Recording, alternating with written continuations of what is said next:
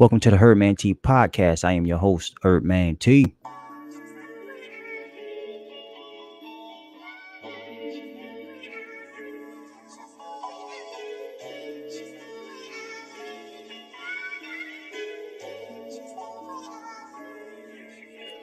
I'm feeling real good.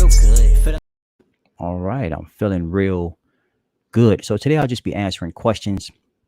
If you've been with me since episode one, I'm getting more and more laid back and just really talking about what you guys want to hear. But I love your consistency, even though the lag with your content. Yeah, what do you mean lag with your content? You talk about on TikTok? Yeah, I pull back on posting on TikTok in terms of if I'm looking at this from a business standpoint. I need better content for TikTok. So right now I just been working behind the scenes on ebooks and getting ready for some courses and working on developing my Patreon. But thank you though. Is there made up diseases too made by them? Well, let's talk about it. So let's talk about Hashimoto's. Where is a Hashimoto in the body? Of course, diabetes. I looked that up. You know, I forget the exact breakdown, but it's talking about something dealing with sugar. But yeah, let's talk about Crohn's. Where's Crohn's in the body? There's nothing called Crohn's in the body, you know? So not all of them are this way, but doctors got it. Doctors would get excited, look at what I found, slap my name on it, and then that's what the so-called disease is. And then that's when things begin to get complicated, you know? You tell anybody who has, if you have Hashimoto's and you tell somebody Hashimoto's, they're going to be like, what is that? And then you say, oh, it's a thyroid problem. Oh, they may understand a little bit better, right? So yeah, when you're talking about made up stuff, is it a body part? Is it an organ? If it's not, then you can kind of say it's made up, Centeria, what's up? Day one. Yeah, right now I'm live on TikTok, Facebook, YouTube, and Twitch. Good to hear.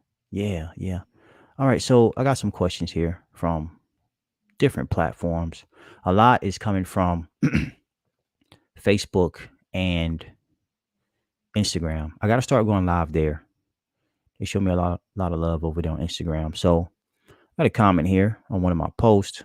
It says, I can never find anyone who know which herbs are breastfeeding friendly. I just found out I had a kidney stone, 2 millimeter, took me by storm. Couldn't tell if it's related to previous blood pressure rise I experienced after birthing my son. I think she's asking me what herbs could she take for, breastfeeding. And these are one of those things, if you talk about, you will get banned for. Herbs for a woman who's pregnant or breastfeeding. You can't go wrong with herbs for the kidneys, like couch grass, corn silk, I'd say parsley, etc., because the kidneys are responsible for moving your lymphatic fluid. The lymphatic fluid helps keep you healthy, in short. So herbs you may want to stay away from would be, I would say, your parasitic herbs like black walnut hull. That can stop the milk flow. To help increase milk flow, you may want to check out milk thistle or even some fenugreek. But what it is not a heavily researched topic. People are afraid to experiment, of course, on pregnant people and women who are breastfeeding.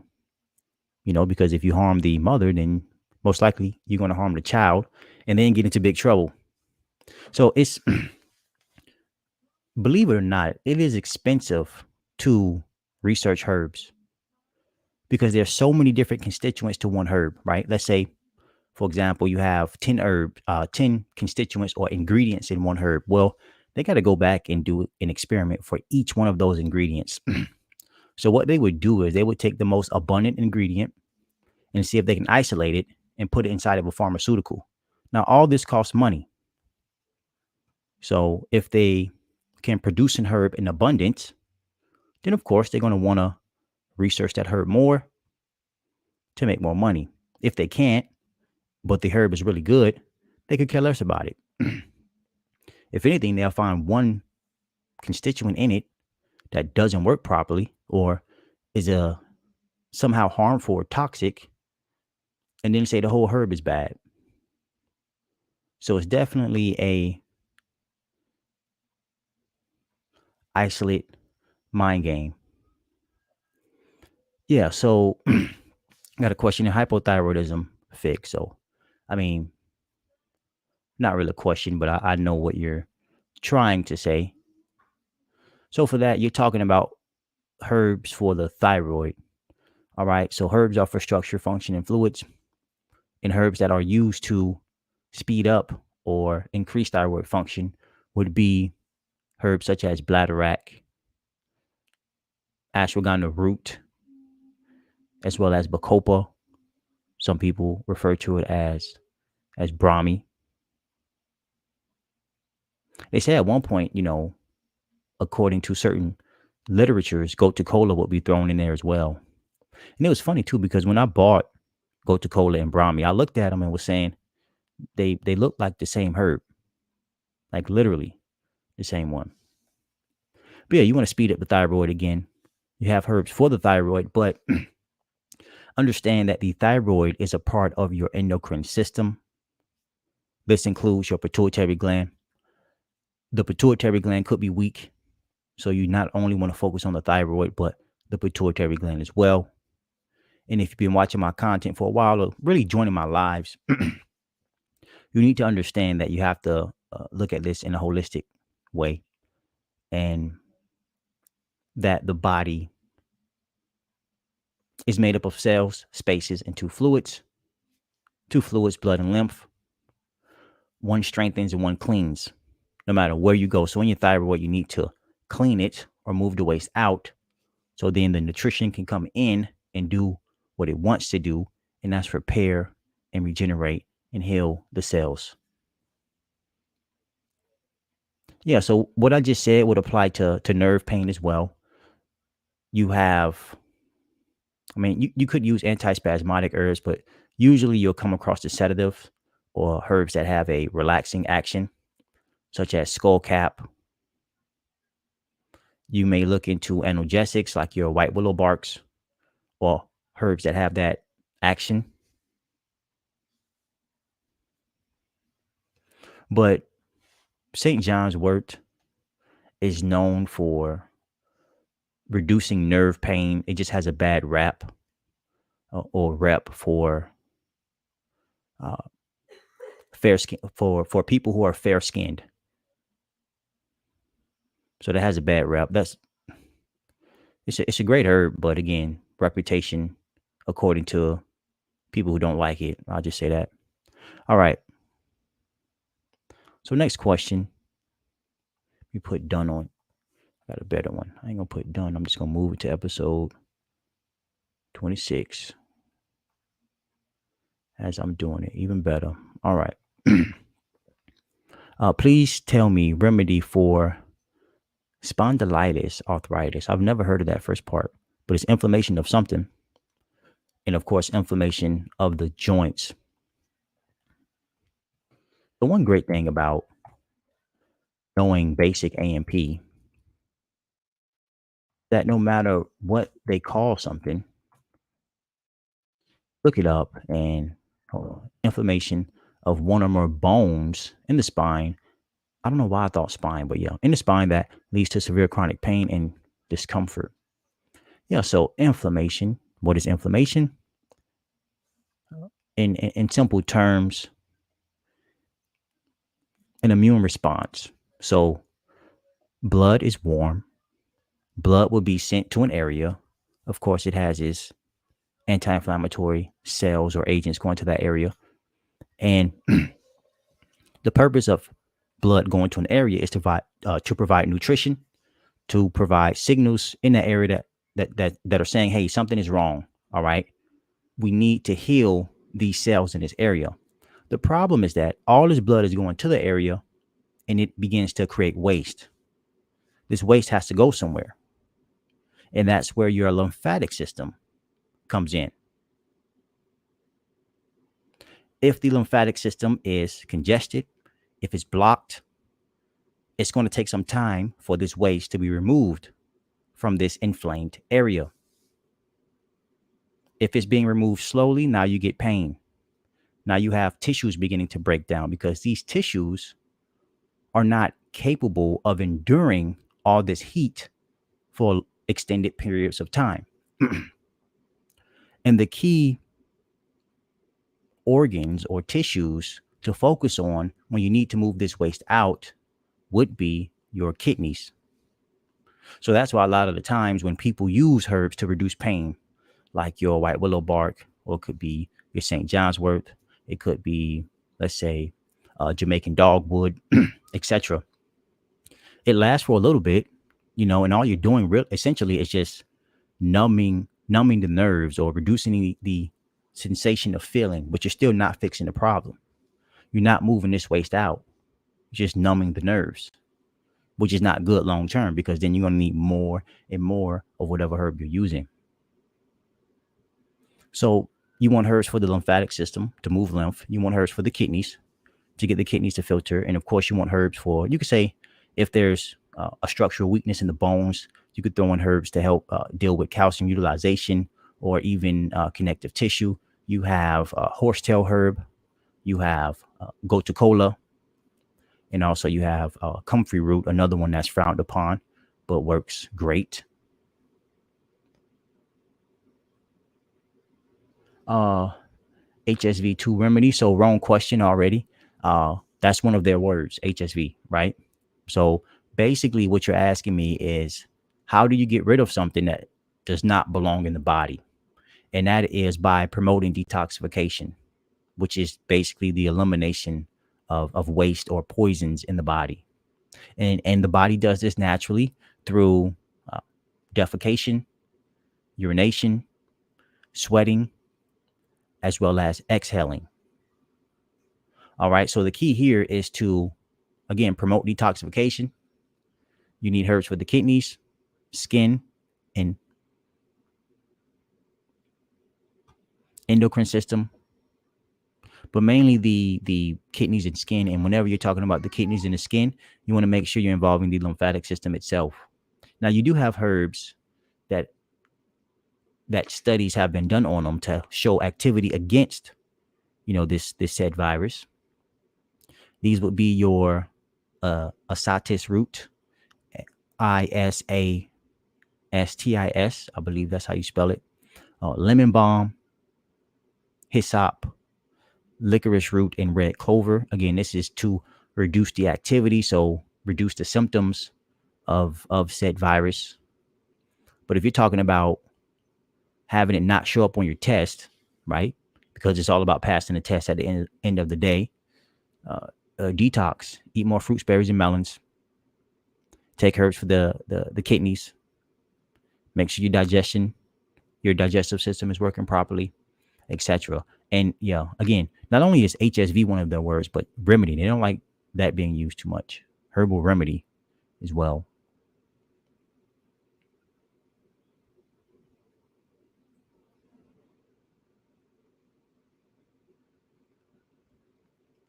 All right, the next question here. But where do I get these fruits and herbs from? So what I'm starting to put under all of my videos is, if you want to know how to use or where to buy herbs, go get my ebook. So in the ebook, I have several different countries where you can buy herbs, including the UK, Africa, the US. I think I mentioned Canada as well. But yeah, you can always get my ebook. And if not, if you don't get my ebook, my response will be, try your local health food store. And occasionally I would mention Mountain Rose Herbs as well as Star West Botanicals. But I know in the United States, I mean, there's 10 plus places that sells herbs in bulk. Now, what's going to start happening behind the scenes, especially on my Patreon, is I'm going to go a bit deeper into where to purchase high quality herbs. And these, you can say, are coming from strictly regulated government facilities, because according to what I found, what they're selling on the market now is not the best quality of herbs. It's good quality, but it's not the best. But I know a lot of people like to go after the best. Oh, crazy because I was just what was the combination? I think it was French tree. What was the other one? I was just looking up something. Hold on, hold on. Was it bloodroot? I think it was bloodroot. Hold on, hold on. So the question was, bro, anything for pancreatitis? I'm in so much pain 24/7. Yeah, so you definitely want to start to move that lymphatic fluid. Was this it?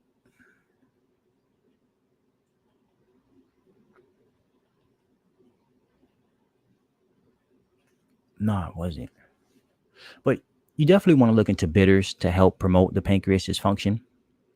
If it's inflamed, of course, you have to begin to focus on the small intestines, the liver, gallbladder, and the pancreas all at the same time because they work together to break down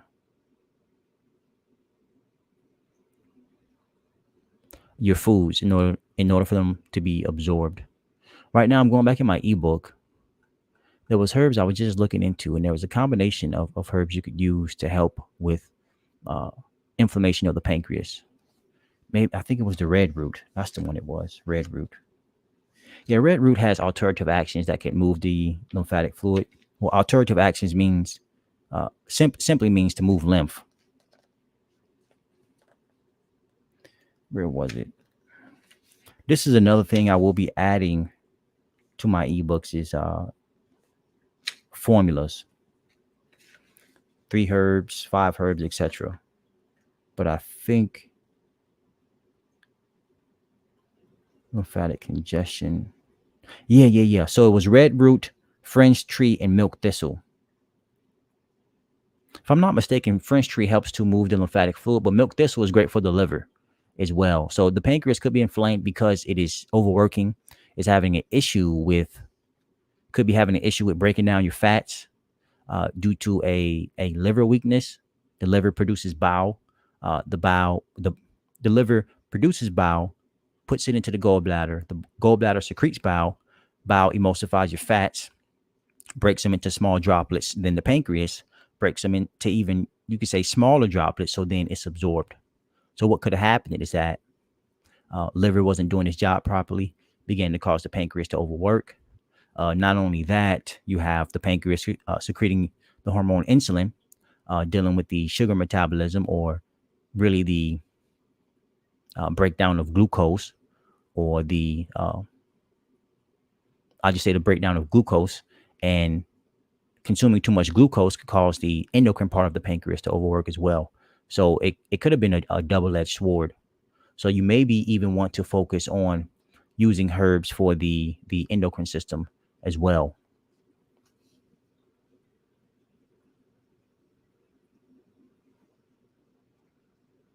Yeah, those herbs again were fringe tree, milk thistle, and red root.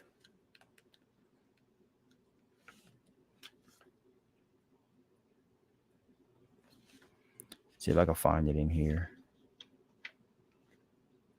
Nope, I don't even see it. All right, but yeah, put that right there. All right. So what about herbs? I went over that. That is a extremely common question.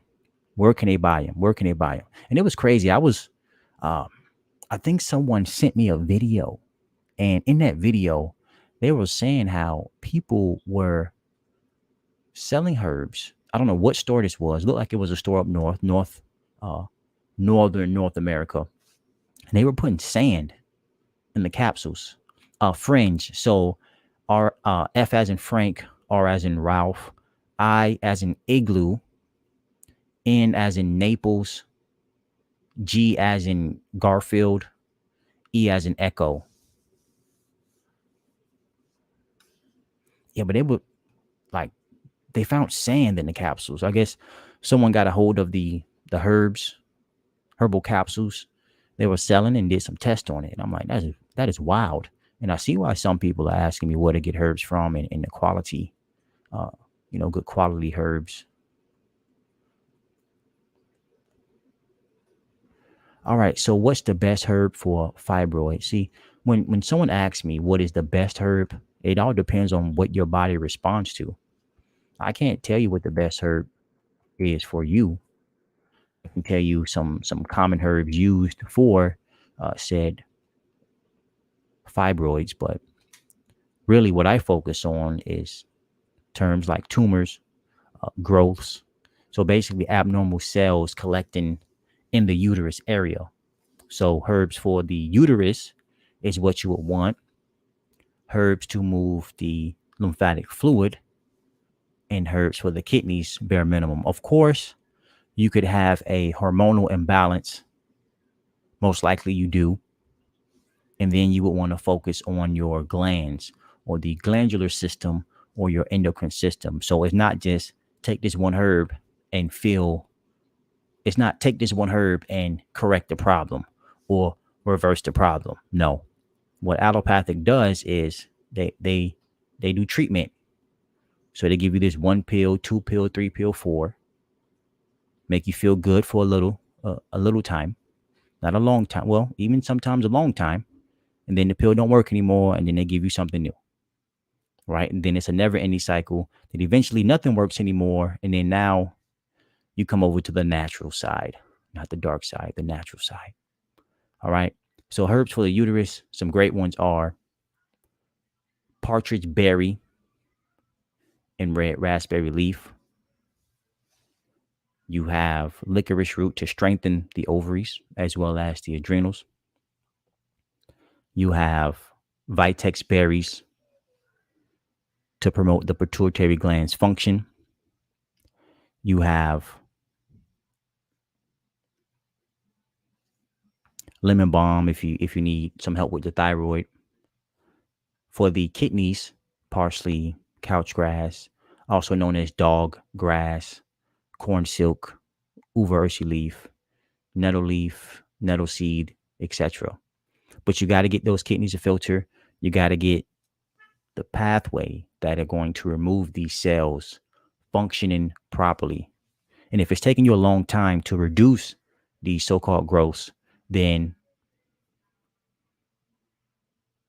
you could have blocked lymph nodes or compacted or hardened lymph nodes. That's going to take time to become less hard and move these cells out. Okay, thanks. You are welcome. Do you recommend drinking herbs as a tea or taking as a supplement? So I'm not.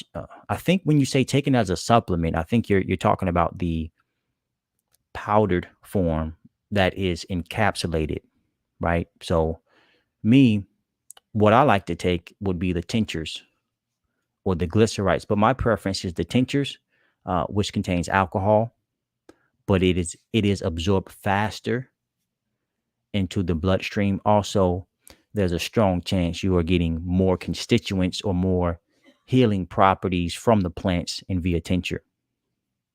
So, but if I had to choose between a tea and the capsules or the powdered herbs, I would choose the powdered herbs.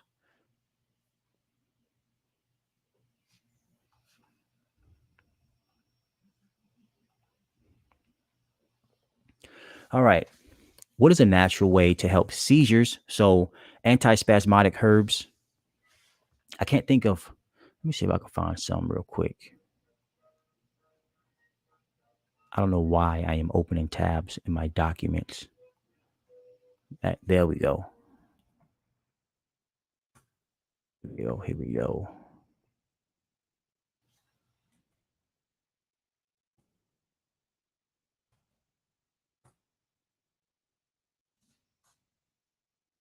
Here we go. All right. Yeah, so spasms, right? Of course, you may be having pain, so white willow bark will be great for that. Cramp bark is great for reducing spasms. Passion flower can help the body relax. But the herbs I like to bring up mainly would be your skullcap, your St. John's wort, any type of spasms. But understand that there's an imbalance in the nerves. They're lacking, they're deficient in something, right? They want hydration, they want electricity. What better way to give them that than to consume fruits?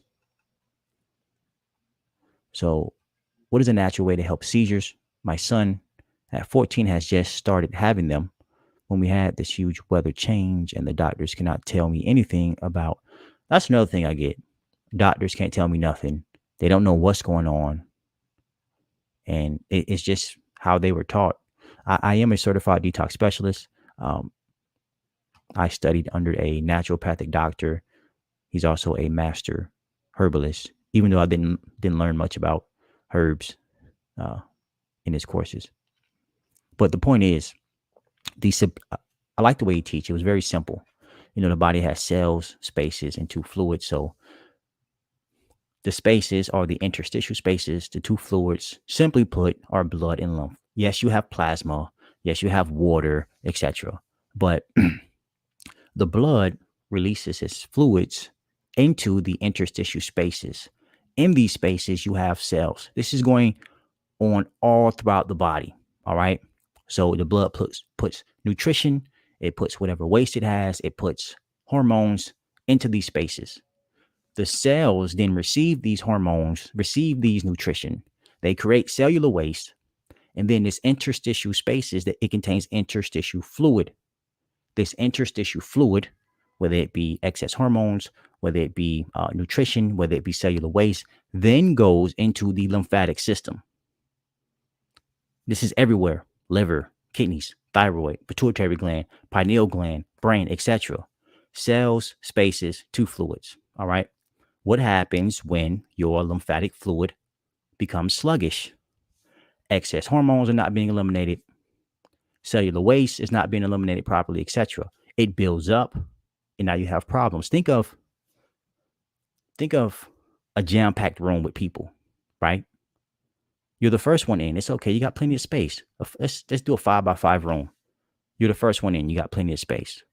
Second one in, third one in, fourth one in. Eventually, you get about 50 people in there. You're going to become irritated. You're going to want to try to find a way out, whether it be through the roof, whether it be back out through the door, etc. You're going to try to break walls down. No different than waste accumulating in your tissues. They want to find a way out. So you definitely want to make sure you are repairing, you are focusing on those kidneys, or just really promoting detoxification. What you consume matters. All right. When we had this huge weather change, I read that. Cannot tell me anything about it other than they're medicating him to prevent another seizure. I get it. Yeah.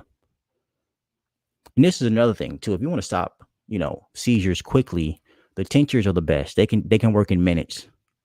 Versus if you're using a glycerite, which is basically the same thing as a tincture, but it's a vegetable glycerin base, and that takes about 5 to 15 minutes to work. Really, I think about 10 to 15 minutes to work. Versus the tincture, the alcohol-based tincture takes about a minute or two to help stop the seizures.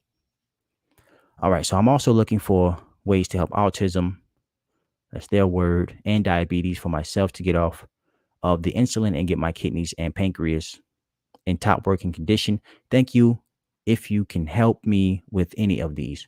All right, so seizures, of course, nervous system issue, dealing with the nerves. Also, the lymphatic system is included as well. Autism, you're talking about the brain. So brain function, the brain isn't functioning properly. Again, nerves or the central nervous system in combination with, of course, poor nutrition going to the brain. So not enough blood flow, as well as not enough waste being put out. And it could be due to a genetic weakness as well. And then you have diabetes. So this ties into sugar metabolism. Two tissues to focus on would be your adrenal glands as well as the endocrine part of your pancreas. Right. So herbs for the adrenals would be adaptogens or herbs that have an adaptogen action, such as ashwagandha root, licorice root, schisandra berry, sumac root. Herbs for the pancreas that could help really with the exocrine part, The part that deals with digestion would be the bitters, but you could also look into chase tree berry for the pituitary gland to help out that endocrine part of the pancreas. But when dealing with balancing the pancreas as a whole, again, you want to look at the entire digestive system. You want to look at the liver. You want to look at the gallbladder, the pancreas. And when I say look at herbs for these tissues, you want to, marshmallow root for the small intestines. You want to make sure the stomach is functioning properly as well, because they all work together to break down your food and then prepare them for absorption.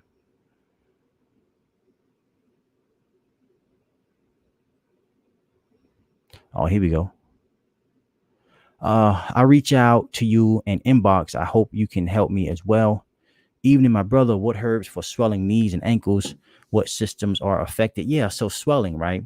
If you're talking about swelling, you're talking about a collection of fluid that's building up. The main organs that are responsible for eliminating these fluids would be your kidneys. The second organs would be your skin. Can I reverse stage 3 kidney disease? I don't see how you can't. It depends on how much function you have.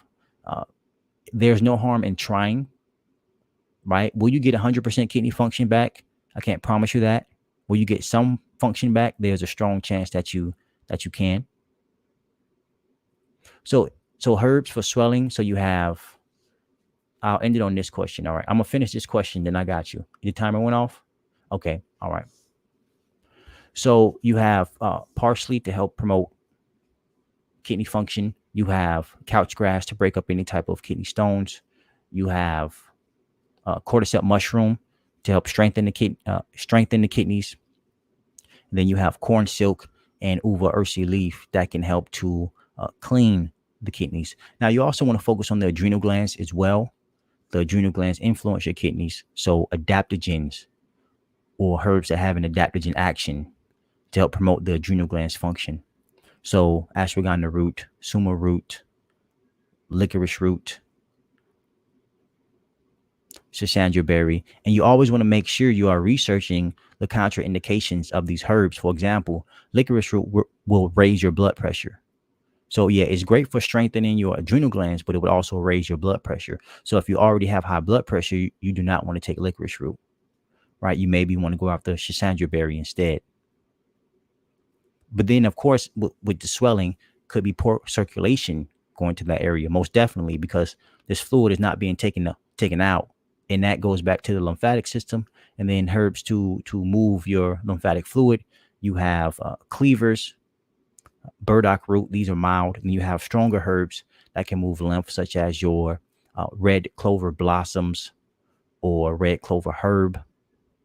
And then some powerful herbs such as poke root and bloodroot as well. All right, that's all the time I have for today. I'll be live again next Monday, 7 p.m. Eastern Standard Time.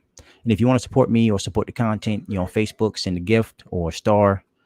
And I got an ebook out right now. If you want to know how to use or where to buy herbs, go get my ebook at www.herbmant.com/shop. Thank you all for joining. Peace.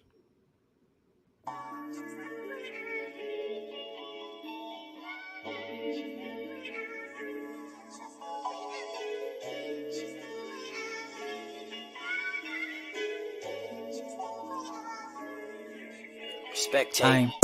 Feeling real good. Feeling like I never knock on wood.